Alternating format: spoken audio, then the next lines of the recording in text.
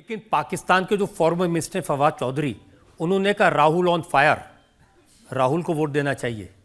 तो राहुल गांधी की तो पैरवी वहीं से होगी, हिंदुस्तान से थोड़े कोई करने वाला है। राहुल गांधी से उम्मीद क्या करते हैं? इस सब के बावजूद राम मंदिर का ये लोग विरोध करें, भारत के संसाधनों का गरीब को, गांव को, किसान को, नौजवान को, महिला को, दलित को, यानी जनजाति को, पिछड़ी जाति के लोगों को, अन्य गरीबों को मिलने वाली सुविधा ये मुसलमानों में लुटाएं और तब भी ये भारत से समर्थन प्राप्त करने की अपेक्षा करते हो।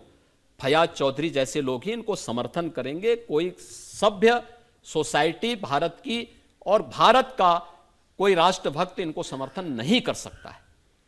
अभी अभी समर्थन करने वाले आए मणिशंकर अय्यर, उन्होंने कहा कि पाकिस्तान की इज्जत करो क्योंकि उसके पास एटम बम है, तो भारत को उससे डर के रहना चाहिए। तो हमारे एटम बम क्या ये फ्रिज में रखने के लिए हैं क्या? ऐसा नहीं है, ये नया भारत है। ये कांग्रेस की मणि हो सकती है, भारत का मणि नहीं हो सकता है। ये नया भारत है। नया भारत छेड़ता नहीं है, लेकिन कोई छेड़ेगा तो उसको छोड़ता भी नहीं है। घर के अंदर घुस करके जवाब देगा, और यह भारत ने करके दिखाया है। और यही कारण है, यही कारण है। देखिए, पहले आतंकवादी विस्फोट जगह जगह हो जाते थे। दिल्ली में हुए, अयोध्या में, काशी में, लखनऊ, वाराणसी, लखनऊ की आपकी अयोध्या की कचहरियों में हुए, गोरखपुर में विस्फोट हुए, मुंबई में विस्फोट हुए, देश की संसद पे हमला हुआ। ये सभी घटनाएं घटित हुई थी अलग अलग समय में। आपने पिछले 10 वर्ष के अंदर देखा होगा, एक सुरक्षा का बेहतरीन वातावरण, आंतरिक सुरक्षा बेहतरीन हुई है। नक्सलवाद समाप्त हुआ है। और अब तो पटाखा भी थोड़ा जोर से फटेगा ना, तो पाकिस्तान पहले सफाई देता कि नहीं, मेरा हाथ नहीं है, मैं दूर दूर तक मेरा संबंध नहीं है। ये नया भारत है, ये देश की ताकत है। इस पर हर भारतवासी गौरव की अनुभूति करता है। ये इस पे नहीं, कांग्रेस के समय अरे साहब सीमा पार से आतंकवाद है, एक शब्द उनका सुनने को मिलता था। देखिए, मैं संसद में रहा हूं 2004 से लेकर के 2014 तक, और मैंने बहुत नजदीक से देखा जब कश्मीर में सामूहिक नरसंहार होता था, अयोध्या में, काशी में, या जहां भी विस्फोट हुए थे, ट्रेनों में विस्फोट होते थे। जब भी हम संसद में मुद्दे उठाते थे, एक शब्द सुनने को मिलता था, अब सीमा पार से आतंकवाद है। अबे सीमा पार से है तो आप भी तो कुछ करिए। हिम्मत ही नहीं थी। आज सीमा पार समाप्त। आज सब भारत अपने आप सबसे निपट लेता है। यह ताकत दिखानी पड़ेगी, और ये ताकत मोदी जी के नेतृत्व में नए भारत ने दिखाई है। और मुझे लगता है हर भारतवासी इस पर गौरव की अनुभूति करता है कि मोदी जी के नेतृत्व में नया भारत श्रेष्ठ भारत भी है। न केवल भारत को सम्मान दिलाता है, भारत की सीमाओं की सुरक्षा भी करना जानता है, भारत की आंतरिक सुरक्षा को भी बेहतरीन रखना जानता है, भारत के अंदर विकास के बड़े बड़े कार्यों को भी आगे बढ़ा सकता है। आज आप देख रहे होंगे IIT, IIM, एम्स की संख्या 2014 तक केवल 7 बनी थी। 7 में से भी 6 अटल जी ने बनाए थे। 7 में से 6 अटल जी ने बनाए। आज इनकी संख्या बढ़कर के 26 हो गई है। ये मोदी जी के समय में बढ़ा है। मेट्रो 5 सिटी पे थी, आज 20 सिटी में मेट्रो की सुविधा है। ईज ऑफ लिविंग के लक्ष्य को कैसे आप प्राप्त करेंगे? ये सुविधा। एयरपोर्ट कांग्रेस के समय यानी आजादी के पहले से लेकर 2014 तक केवल 74 थी, आज इनकी संख्या 152 हो चुकी है। ऐसे ही IIT, IIM, IIIT, 1 district 1 medical college, एक लंबी श्रृंखला, और गरीब कल्याणकारी योजना की कोई गिनती नहीं। ये सभी कार्य मोदी जी के नेतृत्व में पिछले 10 वर्ष के अंदर जो हुए हैं, ये कार्य इस बात को दिखाते हैं कि यहां सुरक्षा भी है, सम्मान भी है, विकास भी है, गरीब कल्याण भी है। और विकास ही नहीं है, विकास को विरासत से भी जोड़ा गया है। ये विरासत ही है जिसमें अब हमको अकबरपुर कहने में संकोच होता है। हमको लगता है कि अकबरपुर की जगह इसका नाम महाराणा प्रताप नगर भी हो सकता है। हमको लगता है कि औरंगाबाद का नगर संभाजी नगर के रूप में हो सकता है, क्योंकि हमारी विरासत तो संभाजी महाराज जी से है, छत्रपति शिवाजी महाराज से है, महाराणा प्रताप से है, गुरु गोविंद सिंह जी महाराज से है। हमारा संबंध किसी अकबर और किसी औरंगजेब से नहीं है। जिनको विरासत पर गर्व की अनुभूति होगी वो इस पर करें, हमारा नहीं है। लेकिन योगी जी, पूरा कैंपेन अगर हम देखें, चाहे वो राहुल गांधी भाषण दें, प्रियंका गांधी भाषण दें, खड़गे जी दें, अखिलेश यादव दें, शरद पवार दें या आम आदमी पार्टी के नेता दें, सब एक स्वर में एक ही बात कहते हैं, अगर मोदी जी तीसरी बार प्रधानमंत्री बने तो संविधान खत्म कर देंगे, आरक्षण खत्म कर देंगे, इस देश में फिर कभी चुनाव नहीं होगा। देखो, सबसे पहली बात तो यह कि अगर नहीं, 4 जून को परिणाम जब आएंगे मोदी जी ही प्रधानमंत्री होंगे। 3 चरणों के चुनाव संपन्न हो चुके हैं, 3 चरणों के चुनाव संपन्न हो चुके हैं, 285 सीटों पर चुनाव संपन्न हो चुके हैं। और मुझे देश के सबसे बड़े राज्य में तो मैं प्रचार में लगाई हूं, 9 राज्यों में जाने का अवसर प्राप्त हुआ है। और सचमुच भारत की जनता कृतज्ञता ज्ञापित करना जानती है। हमारे यहां सनातन धर्म की परिभाषा ही यह कही गई है, कृते च प्रति कर्तव्यम एसा धर्म सनातन। हम सनातनी इसलिए हैं, हर कालखंड में रहेंगे, सम विषम परिस्थितियों में भी रहेंगे, लेकिन साथ साथ अगर किसी ने कुछ किया है तो वक्त आने पर उसको हम उसी रूप में, उसी प्रकार से सम्मानजनक ढंग से उसका जवाब भी देंगे।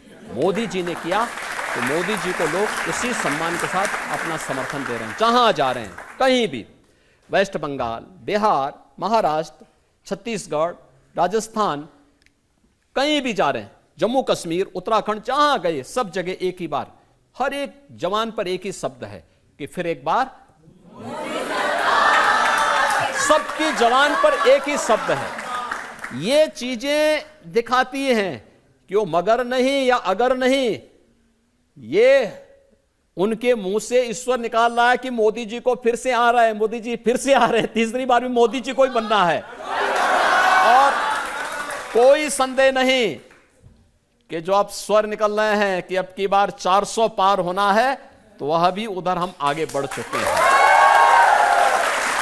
लेकिन यह सच यही है, तो कह रहे हैं 400 पार इसलिए कि संविधान को बदल देंगे। देखो, ये मोदी जी ने 10 वर्ष तक, मोदी जी फुल मेजॉरिटी के साथ, यानी अकेले भारतीय जनता पार्टी के पास इतना समर्थन था कि वो सरकार चला सकती थी। एनडीए को साथ में लेकर के मोदी जी ने 10 वर्ष तक सरकार चलाई। इन 10 वर्ष में कभी संविधान के साथ कोई खिलवाड़ हुआ? मोदी जी ने जब नई संसद बनी तो बाबा साहब भीमराव अंबेडकर के द्वारा बनाई गई मूल प्रति को अपने सिर पर रख करके, किसी पवित्र धार्मिक ग्रंथ की तरह दस्तावेज को उसी प्रकार से सिर में रख करके सम्मानजनक स्थान पर देश की संसद में स्थापित कराया। पहली बार हुआ है जब भारत के कोई प्रधानमंत्री भारत के संसद की, यानी संविधान के प्रति इतना सम्मान का भाव व्यक्त कर रहे हों।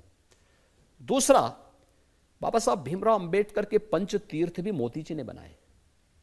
कांग्रेस ने तो बाबा साहब भीमराव अंबेडकर को हमेशा अपमान किया, उनको चुनाव हराया था, हमेशा उनको अपमान कराया। और बाबा साहब भीमराव अंबेडकर के द्वारा बनाए गए संविधान में उनकी अनिच्छा के बावजूद धारा 370 इन्होंने जोड़ी थी। फ्रीडम टू स्पीच का पहला अमेंडमेंट कांग्रेस लेके आई थी।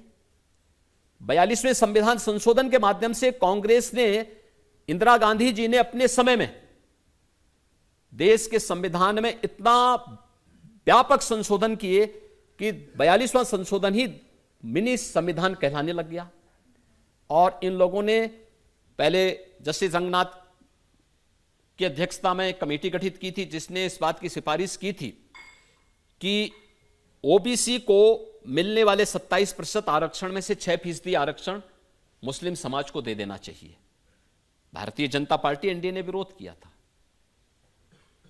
फिर कांग्रेस ने सच्चर कमेटी की रिपोर्ट प्रस्तुत की।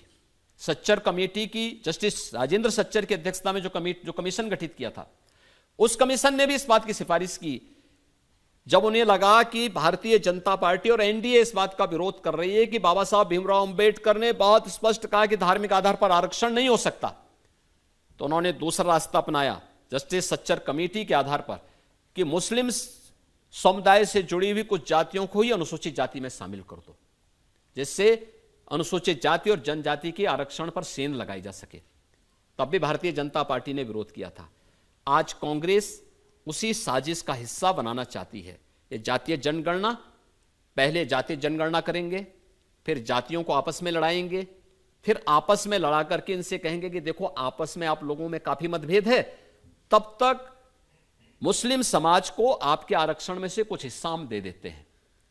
लेकिन भारतीय जनता पार्टी इसको कतई ये डकैती डालने की छूट कांग्रेस एनडीए गठबंधन को नहीं देने वाली है और इनके मंसूबों को बाबा साहब भीमराव अंबेडकर के द्वारा बनाए गए इस संविधान में इनके द्वारा जो षड्यंत्र किया जा रहा है, इस षड्यंत्र को कभी सफल नहीं होगा। ये जनता से हम लोग 2 सवाल ले सकते हैं। आप पूरा देश घूम रहे हैं, इस चुनाव में आपको किसकी लहर लग रही है, किसकी हवा लग रही है? देखिए, मैंने कहा ना कि पूरे देश के अंदर एक ही आवाज है, यही आवाज है कि फिर एक बार मोदी सरकार और अब की बार 400 पार। राहुल गांधी आज कह रहे थे कि लिख के ले लो, सबसे ज्यादा हार उत्तर प्रदेश में होगी बीजेपी की। देखिए,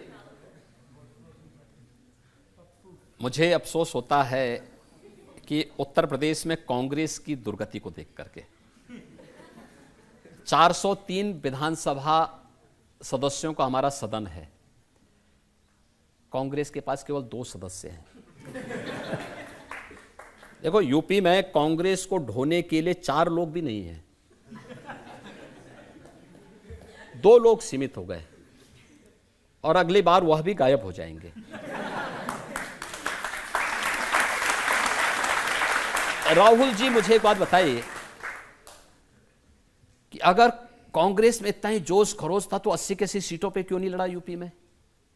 एक दूसरा, वह अमेठी छोड़ करके वायनाड क्यों गए? फिर वापस आना ही था उनको तो अमेठी से क्यों नहीं लड़े? तो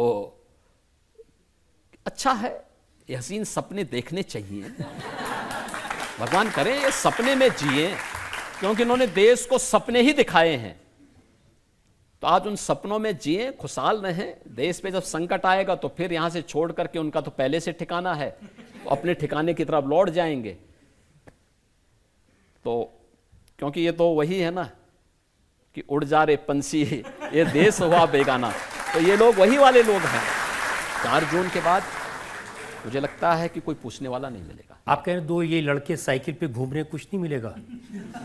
देखिए, ये इनकी जो दोस्ती है कि जीते तो मिलके लूटेंगे, हारे तो दिल टूटेंगे। और यूपी जानता है, उत्तर प्रदेश जानता है कि इनको लूटने की छूट अब नहीं देनी है। इनकी दंगा पॉलिसी को यूपी में नहीं लागू होने देना है। इसलिए यूपी ने 2017 में ही इन 2 लड़कों की जोड़ी को पूरी तरह खारिज कर दिया था। और उसके बाद उत्तर प्रदेश के अंदर आज मोदी जी के मार्गदर्शन में सरकार एकदम बुलेट ट्रेन की स्पीड की तरह चल रही है। तो इनको कुछ दिखाई नहीं देता, क्या करें, कुछ समझ ही नहीं पा रहे हैं क्या कैसे हो रहा है सब। इसलिए जब तक वे कुछ सोच पाते हैं तब तक हमारी स्पीड काफी आगे बढ़ चुकी होती है।